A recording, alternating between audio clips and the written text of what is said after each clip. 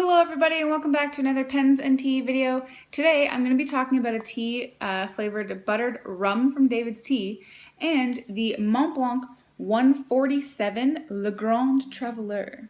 So this tea makes me very, very mad at David's Tea. I'm just so mad. The reason being is because it has now been discontinued. So you can't buy it anymore. So I'm not going to go too heavy into it. I'm just really, really mad. This tea, it's black tea. It's toasted coconut and vanilla beans mingle with black tea for caramelized, caressive flavors. Add some dark rum to indulge your inner pirate. The ingredients is organic black tea, coconut, vanilla beans, cornflower petals, vanilla flavoring, natural coconut, and butterscotch flavorings. Warning, contains coconut.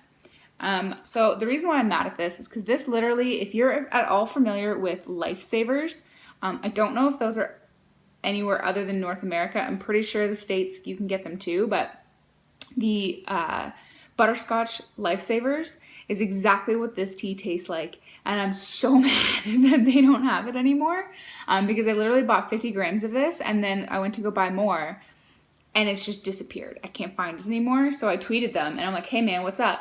And they're like, yeah, sorry, it's gone now. And I'm like, what the heck? So if this ever comes back, David's Tea, please bring this back. I will buy loads more. So now I'm gonna have to be on the hunt for any other tea that tastes like butterscotch candies. So if anybody ever out there in the world knows anything that tastes like butterscotch candies that is a tea, hit me up, let me know in the comment section below. Because once this runs out, I'm gonna cry a river like Justin Timberlake. Basically, yeah, it's you steep it the same way you would any black tea. You take about a teaspoon, put it into boiling water, and let it steep for about 4 to 7 minutes. And it has a relatively low caffeine index for being a black tea. This one I do put a little bit of milk into, but oh gosh, I'm so sad. David's Tea, dang you. But one pen that isn't discontinued, but is relatively hard to find, is the Montblanc 147 Legrande Traveler. So this one is the burgundy finish. You can also get a black resin finish, but this one is oh so pretty. This is not my pen though, full disclaimer.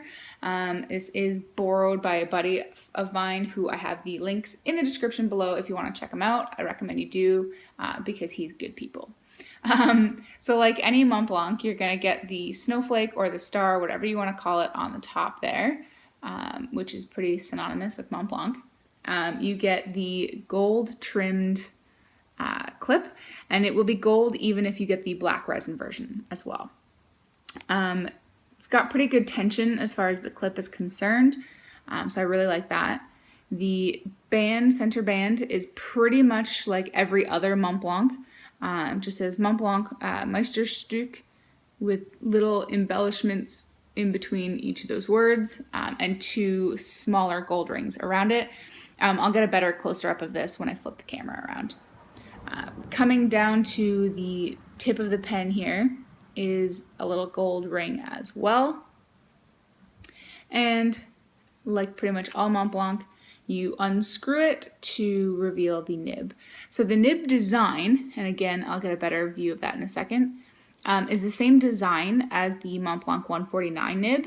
However, it's significantly smaller.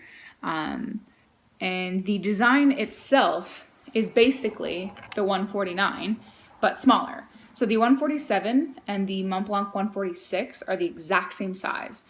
So it's smaller than the 149, obviously. But to me, that makes it more comfortable. I really enjoyed the 149, but the grip section was ever so slightly too big. I did start getting used to it by the time that I had to give the pen back, which makes me sad because I miss it. But this one's definitely more comfortable right off the bat. There's nothing for me to get used to with this grip section because I'm just already used to having pens like this. It's a very similar size to the Platinum Century 3776, which I have posted comparison pictures on my Instagram, which is just Pens and Tea. You've got some threads here towards the barrel of the body and the grip section. Very nicely done. They're very, very smooth. You're not going to feel them. My thumb sits on them because it is a relatively short grip section. My thumb does sit on the threads while I write, but I don't feel them at all. They might as well not even be there. The only time I feel them is like if I press my thumb into it, which is something I don't ever do, so it just doesn't bother me. So I really like that. I really, really like this pen. The nib is very smooth. It's pretty wet, and there's a dry ink in here right now, which I'll explain to you in a little bit later, but there's a dry ink right here, and it still flows pretty wet. This is a medium nib, 14 karat gold as well. There is, however, a slight catch with this, and that is that it is a cartridge only pen. And that is because it's a Legrande Traveler. I think what Montblanc was going for was that they wanted it to be like a travel pen. So typically when you travel, a lot of people will revert to cartridges because they're easier to travel with. They're just a lot less hassle. So what they've done though, to make it a little bit unique and a little bit more Montblanc fancy style, is instead of unscrewing the body of the pen like the vast majority, you can't. This is all one unit. So in keeping with their piston style mechanism, you actually unscrew the bottom like you would a piston, and you reveal a hidden section here. And that is where your cartridges are. So this I'm going to do very carefully because this one's actually open. This is the cartridge that I'm using right now. It's Montblanc permanent blue ink. And you have enough space at the bottom to have a spare cartridge. So that way, no matter where you are, you at least know that you have two. If I can get this one out, there we go. So this is an unused cartridge that just sits in the bottom like such. And then the used cartridge pops in the top. And the bottom here, if I can try and show you without spilling, is spring loaded so that it kind of snaps in place and it's not going to go anywhere. So again, Montblanc fashion, super cool, super sleek, and then you just slide it back in there. The pen also used to come in its own case, where you have a black carrying case that you could put up to 6 additional cartridges in as well. So basically you'd be able to walk around anywhere with 8 short cartridges, which is a lot. So you would be able to go wherever your heart's content with a lot of ink. But if you are at home, you could always use the same empty cartridges and refill it with your own ink. So that way you don't have to use a Montblanc ink if you don't want to.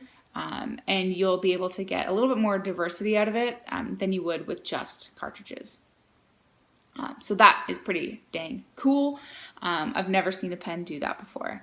I can't speak to price point because, like I said, it's not mine. So I don't know what the value of this is. I have tried to look it up for a very long time on the internet, and I have seen prices from as little as $300 all the way up to stupid like $1,000 for this, which do not pay $1,000 for this. If you're going to pay $1,000 for a pen, go for a $149, just saying. But, well, I guess you could do what you want, but mostly because these pens, like I said, they're a little bit more rare. So a lot of retailers don't sell them anymore. So you're going to be into like eBay type territory. So just be careful when you look for it. There are a lot of like fake Montblancs out there as well. So if you're interested in this pen, definitely pick it up. I would recommend it. I do like it, and I will be sad to see it go. But just be careful when you are looking around for one, because, like I said, it's a dangerous world out there. But let's jump into the writing sample, and I'll show you how amazing this pen really is.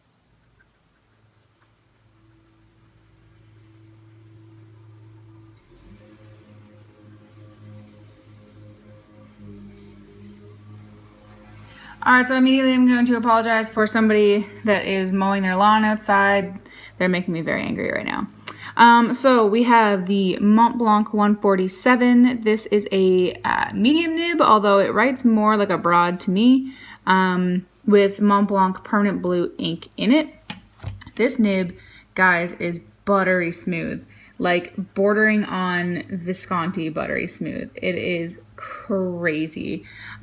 It's not super duper wet, but it is pretty wet considering this is a permanent ink and it is very dry ink. So definitely with, you know, a non-permanent ink, you're definitely going to be able to get a really good flow out of this. I really like the way that this writes. Reverse writing, you're not really going to get much. It's kind of unreliable for reverse, and it's fairly scratchy in reverse as well. So don't count on that. As far as any line variation goes, you can definitely get some.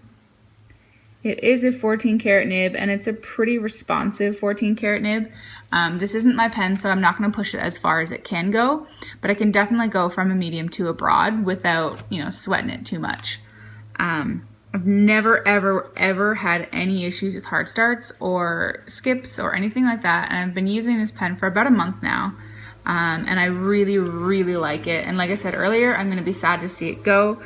The one thing I forgot to mention earlier is that you can also post this pen. It just pushes to post, and it posts pretty dang well. Even though I'm not used to that, it fits really well. I still don't though. But guys, the dude that is mowing his lawn is obnoxious, so I'm gonna wrap this up. Do I recommend this pen? Yes, it's great. Get it. But like I said, if you like the video, please hit that thumbs up button. If you really like the video and haven't yet done so already, hit the subscribe button. New videos come out every Monday and Friday and the occasional Tuesday. And don't be afraid of the comment section below either. I do read everything down there, and I try and answer them all as soon as I can. Guys, as always, thank you for watching, and I will see you next time.